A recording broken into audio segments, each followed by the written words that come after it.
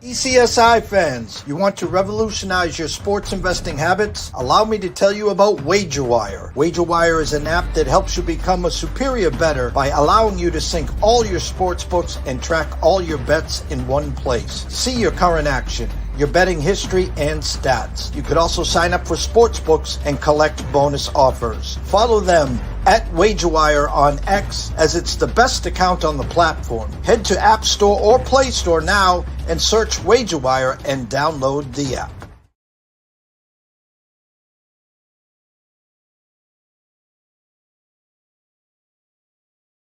Excuse me, Mr. DJ. Hey, check this out. We got a great show coming your way. From the ECSI Sports Studios, the #1 sports information program in America, the Breakfast Bankroll, with your host, the sports broker, Jeff Dawson.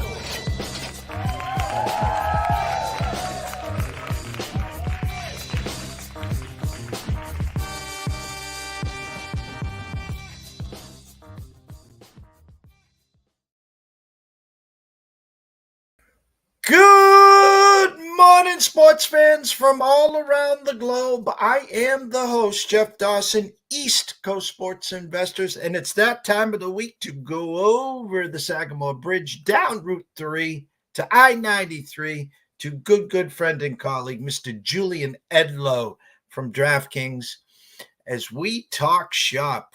Banner 18, Friday, Monday, parade on Wednesday.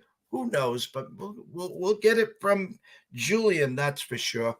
First and foremost, a shout out to our proud sponsor and partnership. It's WagerWire. Head on over to Google Play if you haven't downloaded the app. It's free. Take advantage of all the sports books available in your state. Download them. Free promos, match play, et cetera, et cetera, et cetera. Myself, Travis, Zach, Amber, and Jay, the rest of this team will take great care of you. And if you're looking to join this team, send an email to affiliate@wagerwire.com. Tell them JD from ECSI sent you. So without further ado, the star of this show, Mr. Julian Edlow. How we doing, Jeff? We're doing great. How about this? We're doing better than the Mavericks this morning. How's that? That's not difficult to do.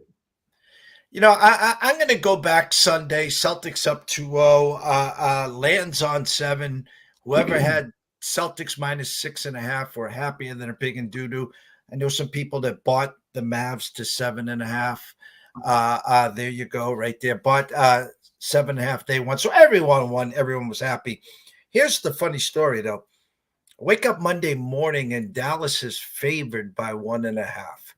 And I was born at night, not last night, Julian. And I know if the Celtics are 7-point favorites in Boston, they are now not 1.5-point underdogs on Wednesday. Yes, I know the Mavs are down 2-0. I know it's a must win. I get all that. I have to guess that they got the heads up on Porzingis. Therefore, the number was baked in, no Porzingis, and it closed as high as 3. Thoughts on A, what you saw Sunday, B, that actual opening number, and then what were your thoughts before tip-off going into yesterday? Sunday, I thought would arguably be the hardest game for the Celtics, and you could argue it was. They didn't play well, and they found a way to win. I would say Porzingis was not baked into the number, considering it went from 1 to 3. It was up to 2.5 by the time that was announced, but it still moved. So there was some pushback, more Dallas with Porzingis out. I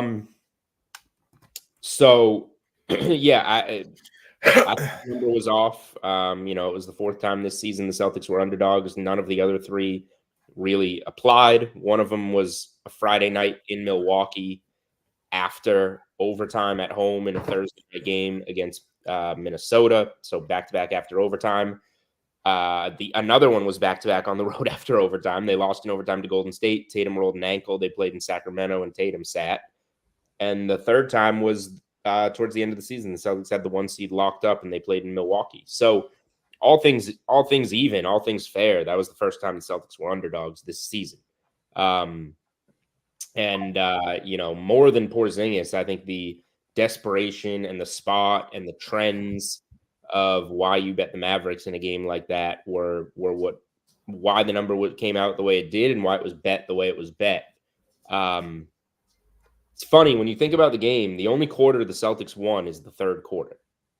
Yet they covered first quarter by the hook, Tatum dunk, 1.5. They covered first half, and they covered the game. So the third quarter was all they really needed. Now, if you took Mavericks money line first quarter, Mavericks money line first half, the trend cashed for you. It was tight, but I loved where the Celtics were at with it being tight. And the third quarter kind of showed why they're ready to break through. The path wasn't the hardest it could be, but that's not their fault. And if they win on Friday, they're going to be 16-2 in the playoffs. So you can say, oh, it was an easy path. Okay, they went 16-2. What would they have gone? 16-4, 16-5 if you put a little more resistance in their way. So it's clear to me that they're ready to break through. I hope they do. I don't know if it's going to be Friday or Monday. And then it will be exciting to see them kind of play in a new role of the defending champs and maybe see a fully loaded Bucks, Sixers, Nuggets in their path next year and how they play against a better team with that target on their back. Standing room only this morning. Shout out. Good mornings to Mr. Russell Saylor, Mr. Daniel Berry, and good morning to Amber from WagerWire. Thank you all for joining us. I got a million questions for you. And it's kind of funny, Jules, you're right. They're 15-2. They have had an easy path. There'll be some naysayers there. We're putting an asterisk. I mean, if you look, no Butler, Donovan Mitchell out for a couple of games, Halliburton out for a couple of games, Luka playing we won't even get into Luka at this point. Never mind Embiid, Giannis, and then you go out west, no Nuggets, no LeBron. The list is endless. The true MVP, in my eyes, is Mr. Brad Stevens in the regards of putting this team together. Yeah, he took a loaded team over with Danny. We get that. But the additions of Derek White and what he did over the summer by getting Drew Holiday and of course, Porzingis. And some will say, we needed Porzingis throughout the season. He didn't play in the playoffs. He comes back, plays 2 games. The rest is history. Thoughts on what Brad has done, or should we say Mr. GM of the year, and should he be getting a lot of these accolades? Yeah, I think really Ainge and Stevens were perfect at their jobs for the point in time that they had them and needed them. Ainge was persistent with getting the deal done to get Garnett, and that was obvious because they weren't good enough. They needed to get those pieces, but he was also forward looking enough to make the big move with Pierce and Garnett to get the 2 picks that landed Tatum and Brown, and then a good enough talent evaluator to get Tatum and Brown in a draft where everybody thought Markelle Fultz was going 1, in a draft that was a 2-player draft with Ben Simmons and Brandon Ingram, and Jaylen Brown was the 3rd guy. A lot of people wanted a Chris Dunn or, another one of the top names, Jamal Murray in that draft.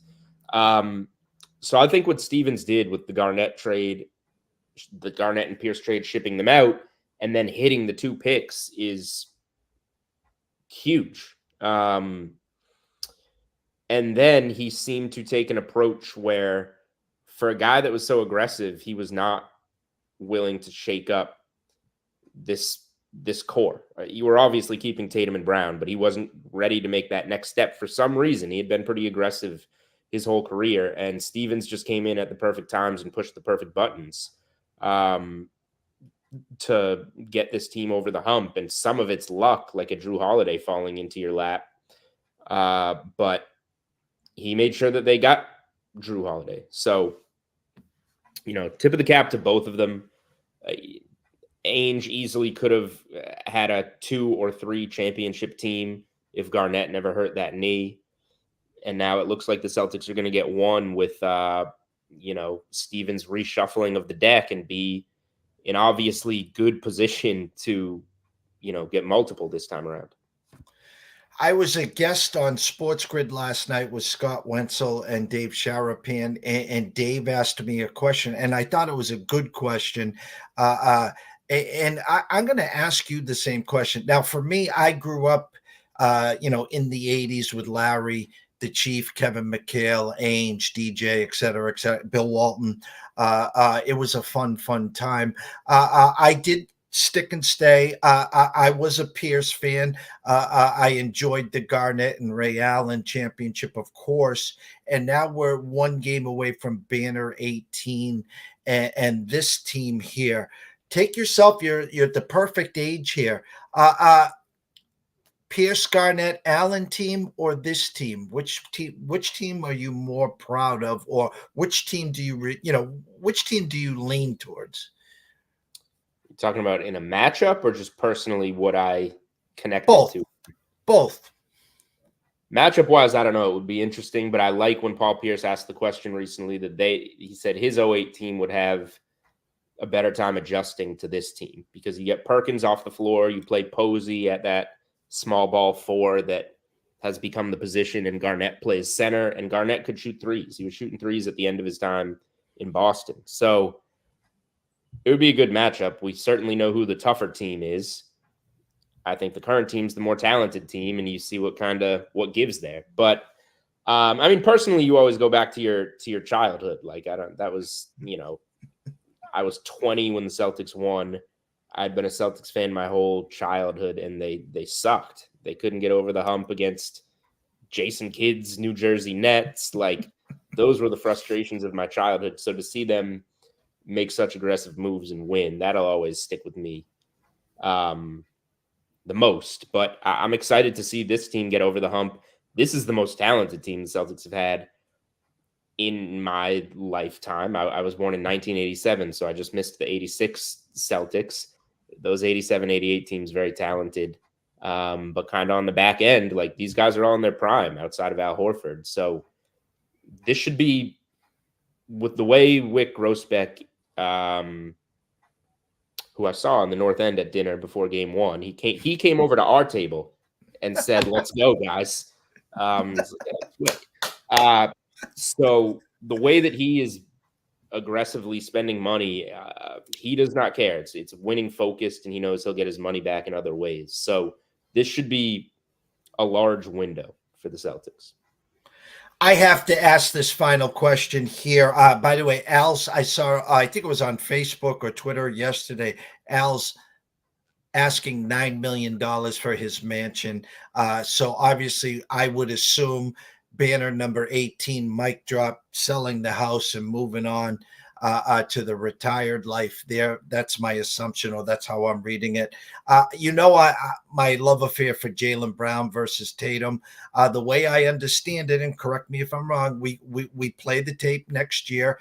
Olympic year, I'll be interested to see how many Celtics play on the Olympic team. Champs, now with the bullseye, like the Nuggets were. Then at the end of the season, or at some point, Tatum becomes the super max guy and the highest paid guy in the NBA.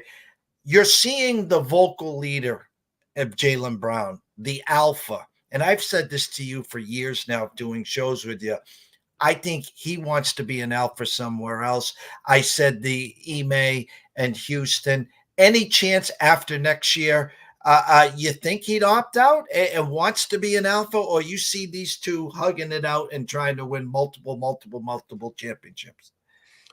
No, I think, breaking through and winning this one would encourage them to stay together. It shows that they can do it. And number 2, Jaylen Brown is minus 280 on DraftKings Sportsbook to win NBA Finals MVP. He's as high as minus 350 other places. Is that narrative really going to be the same if Jaylen Brown wins Eastern Conference Finals MVP and NBA Finals MVP in the year that they break through? It almost shows that the Celtics are at their best when Jaylen Brown is their featured guy and Tatum's more, your whatever, like your super Pippen to Brown's Jordan. Not the best comp, but you know what I'm saying. So maybe this is the way that they win with Brown being a little bit more of the guy. Tatum still had 31 points. He got them going at that in the first quarter.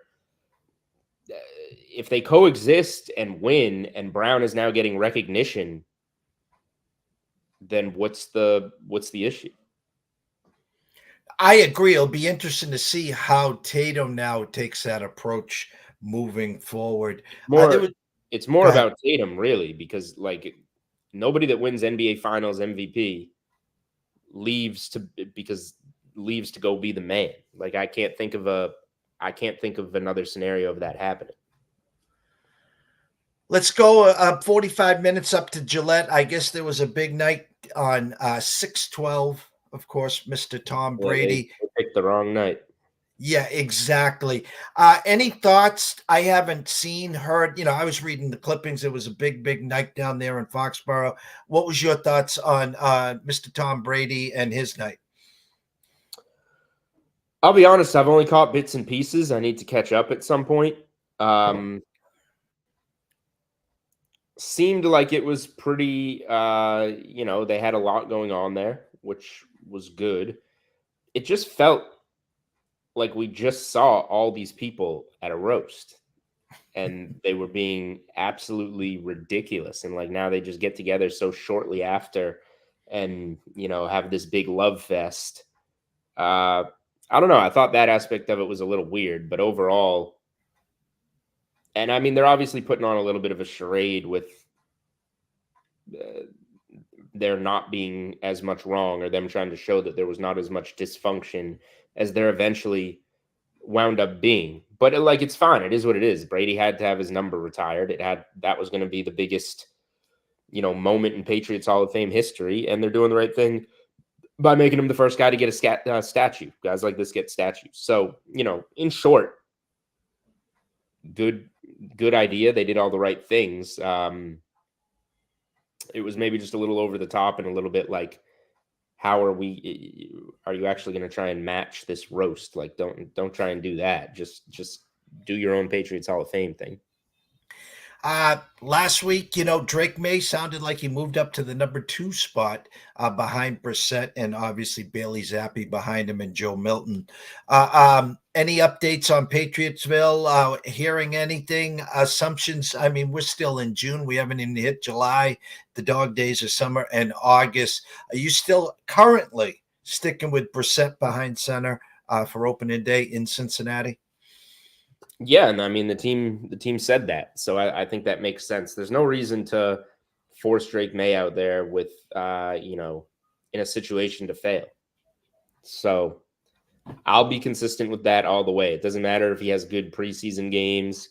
None of it matters, really. It just you're going to be a bad team, and you need somebody out there that you're okay letting get a little beat up.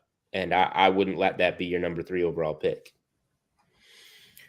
NFL college slates are out. We talked about it last week. It's been 7 days, 7 nights, and I know you're highly engaged in the Celtics and obviously all your work at DraftKings. Have you taken any more peeks, over-unders, or anything in the NFL or college slate at DraftKings Sportsbook that you've added to your resume, or should I say portfolio, or you're just keeping an eye on some stuff? I did add a game to week 1 of college football over the last week. And it's the Monday night game. BC goes down to FSU. FSU is off a frustrating season. They obviously have things to prove, but they did lose some big pieces, the quarterback, Coleman, the receiver. So they're going to be very good, but they lost some high-end talent. BC should not be too bad. They have a really hard schedule, so the win total is 4.5, heavily juiced to the over. But Castellanos was a really good quarterback, one of the best running quarterbacks in the nation. Bill O'Brien is a good quarterback coach that is going to, I think, help him in the passing game, and they got some good passing targets. I think BC is going to have a decent offense, and if they can get any kind of pass rush, their defense only has one direction they can go. So I took BC plus 21.5 at FSU on that Monday Night Football game. Keep me within 3 touchdowns there. I think that BC can flash a little bit, score enough points to stay in there. Last year, FSU traveled up here on that Hurricane Saturday, and I think it was actually the bandana game. And they actually had the ball with a chance to win that game, and a costly turnover, a fumble, I think, cost them that chance there.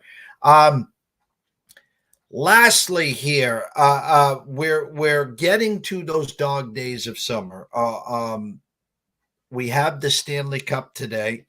The Celtics tomorrow. I won't see or talk to you. Well, I'll be following you on Twitter, of course. Next Thursday could be, obviously, unless it's the parade and you're there, a potential last basketball talk, et cetera, et cetera, et cetera. Gun to your head, do they close it out on Friday? It's going to go one of two ways, I think. I think either they come out and dominate and Dallas just gives up. But if it's a tight game, I do think they maybe get some nerves in the sense of like, oh, wow, we can really do this right now.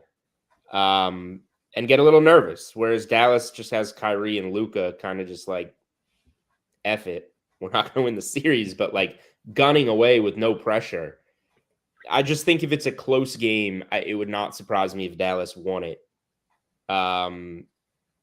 Strictly due to, we saw how they tightened up. The offense just stopped last night, and Dallas almost came back and they responded, which was great to see. But like, are they going to tighten up again? Because they always do. I don't know why, but are they going to tighten up again with a chance to win it all and allow Dallas, who just is playing with house money, to get in there? So that's my only concern. I think the Celtics are just so far superior that I'm going to bet them in a pick 'em game because I don't think that's the right price. I think there's better than a 50% chance that it goes the Celtics way. But I'm just saying I can see a scenario where if it is tight late and they tighten up, knowing what what's on the line for that specific game, and Dallas just not caring, just hitting shots that ultimately don't even matter to them, it feels like, in their ultimate chances to win the series. So that's my only concern. But yeah, I think the Celtics have the better chance to win the game. As we always wrap up, I always throw you a nice little 7-yard button hook to tell everyone, A, why to download the app, what you guys got to offer, and B, your times on the Sweat this week, where they can find all your work, Julian.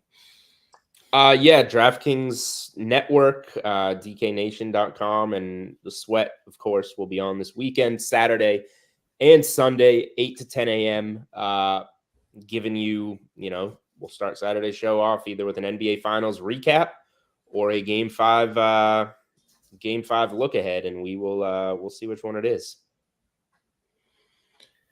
Julian Edlow at Julian Edlow on Twitter, and of course at DraftKings DKSportBook, The Sweat DK, VSiN Live DK Network. Julian, have a great weekend. Enjoy yourself. Good luck on Friday. You'll either be at the parade or at the game, potentially for Banner 18 on Monday. Have a great Father's Day, Julian. All right, thanks. You too, Jeff. Happy Father's Day. Happy Father's Day. The one and only Julian Edlow. Go follow him at Julian Edlow. Get all his work, obviously, at DraftKings, at DK Sportsbook. Good friend and colleague, about 45 minutes away from me, as I'm on Cape Cod, Massachusetts, and he is in Boston. 1 o'clock. 1 o'clock today. You want to be here. The NCAA Insiders. The road to Omaha, Matt Grissom, Quentin Mills, we're grabbing them before they jump in a plane and land and head to Omaha for the Final 8, college baseball.